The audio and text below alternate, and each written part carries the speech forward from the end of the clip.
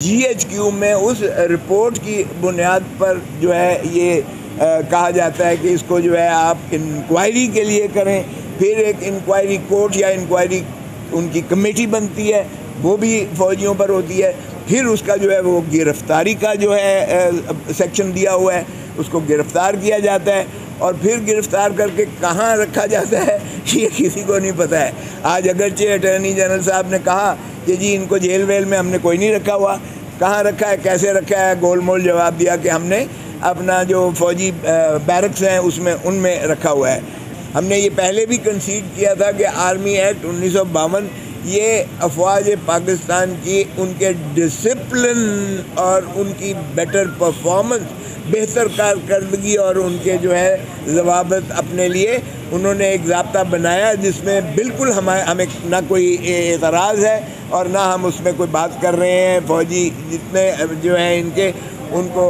بالکل یہ ٹرائی بھی کریں، ان کے ڈسپلنری فورس میں بھی یہ جو ہے پوری جو چاہتے ہیں جس انداز سے تعدیبی کارروائی چاہتے ہیں یہ کریں، اپنے اندر جو ہے ان کا میکنزم ہے اس میں ہمیں کوئی قدر ہے۔ اور یہی ہے کہ آرٹیکل 8 میں بھی اس حد تک ان کے بنیادی حقوق کو بھی جو ہے وہ معطل کیا گیا ہے، اس حد تک جو ہے کوئی نالش نہیں کی جا سکتی۔ لیکن سویلینز کا جو ہے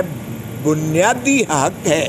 کہ وہ جو ہے نہ صرف یہ کہ ان کو ایک ڈیو پروسیس آف لا ملے، نہ صرف یہ کہ آرٹیکل 10 میں ان کو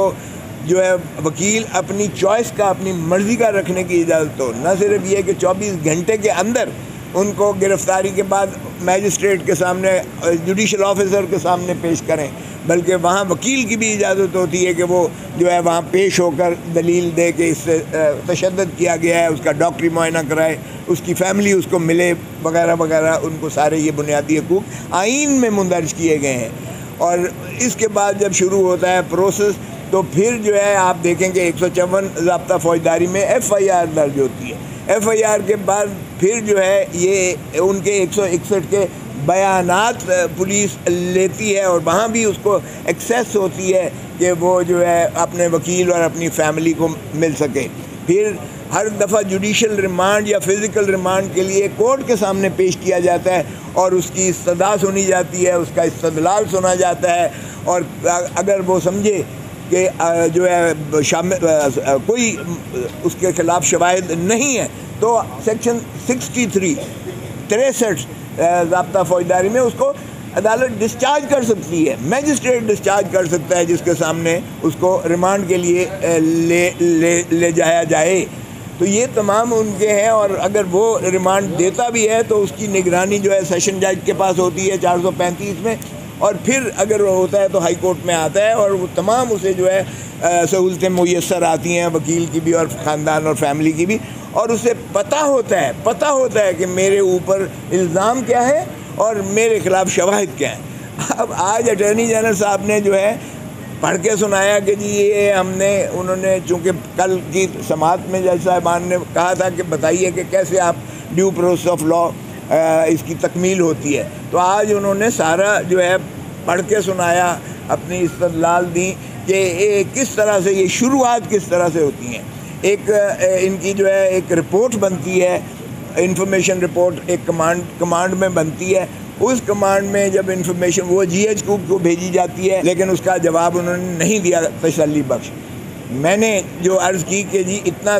پیتھیٹک اسٹیٹ آف افیئرز ہے کہ ایک میجسٹریٹ کے پاس یہ اقبال جرم کروانے لے کر گئے ایک ملزم کو، میجسٹریٹ نے کہا الامان اس کی حالت تو دیکھو، وہ تو کھڑا نہیں ہو سکتا، وہ تو نڈھال ہے، میں کیوں کر اور کیسے اس کا بیان جو ہے اقبالی بیان جو ہے 164 کا لکھوں۔ اس نے انکار کر دیا۔ یہ بات میں نے سپریم کورٹ کو بتائی، اٹارنی جنرل آئیں بائیں شائی مارتے رہے، اور اسی طرح پھر میں نے کہا کہ جی ابھی بھی انہوں نے 102 اشخاص کی جو آپ کے سامنے بھی کی تھی فہرست تک نہیں دی ہے۔ یہ اتنا، اور چیف صاحب نے کہا بھائی اتنی سیکریٹو کون سی بات ہے، اتنی آپ کیوں اس کو اخفا رکھے ہوئے ہیں؟ 102 بندے جو آپ کہتے ہیں کہ آپ کی تحویل میں آپ نے انہیں گرفتار کیا ہے، تو پھر ان کا نام دینے میں، اس کی فہرست دینے میں، تاکہ تشفی تو ہو جائے ان کے جو والدین ہیں یا ان کے جو بھی ہیں وہ رسا ہیں، ان کی ان کو ایک تسکین تو مل جاتی ہے کہ چلیں ہمارا جو ہے بچہ یا ہمارا خامند یا ہمارا جو ہے بھائی اب جو بھی ہے وہ ایک تحویل میں اور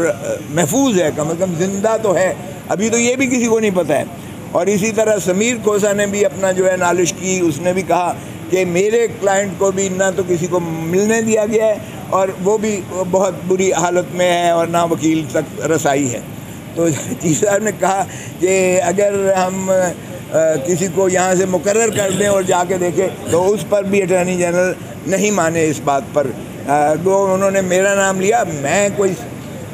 اس قسم کا سائل تو نہیں ہوں کہ میرا کوئی ذاتی کوئی بھائی کوئی دوست کوئی رشتہ دار کوئی میرا اندر ہے کہ میں اپنی نالش، اور میں جیل میں بطور اٹارنی جنرل بطور گورنر میں نے 50,000 دفعہ جیل وزٹس کی ہیں، میرے لیے کوئی ایسی بات نہیں ہے۔ باہر کہ مجھے یہ شوق نہیں تھا لیکن چیف صاحب کی طرف سے آیا، مگر اٹارنی جنرل صاحب نے کہا کہ وہ غالباً تو پھر انہوں نے کہا اچھا دیکھتے ہیں، ہم ہو سکتا ہے کہ ہم اپنا عدالت کا کوئی سینئر یا آفیشل کو ہم جو ہے بھیجیں تاکہ ان کی کیفیت دیکھی جائے۔